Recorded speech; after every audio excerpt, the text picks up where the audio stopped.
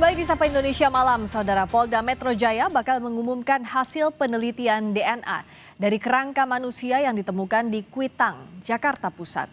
Dari pengumuman bakal diketahui apakah kerangka manusia tersebut terkait dengan aktivis yang dilaporkan hilang pada peristiwa kerusuhan akhir Agustus lalu. Kabid Humas Polda Metro Jaya, Kombes Budi Hermanto menyebut pengumuman soal hasil tes DNA dua kerangka manusia bakal dilakukan Jumat mendatang. Ia menjelaskan sampel diambil keluarga yang melaporkan kehilangan anggotanya.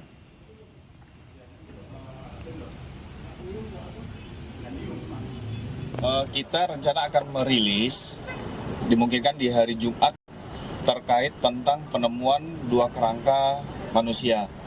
Karena mengingat hasil baru keluar dan kita akan menghadirkan beberapa pihak. Dalam hal ini dari PT ACC yang menemukan pertama, penyidik dari Polres Jakarta Pusat dan Ditreskrim termasuk nanti akan menghadirkan pihak keluarga, termasuk kontras yang pernah melaporkan terhadap orang hilang. Nah, termasuk nanti kita akan mendengarkan langsung terkait tentang penjelasan dari dokter forensik Rumah Sakit Polri. Ke sorotan lainnya, Saudara, Menko Perekonomian Erlangga Hartarto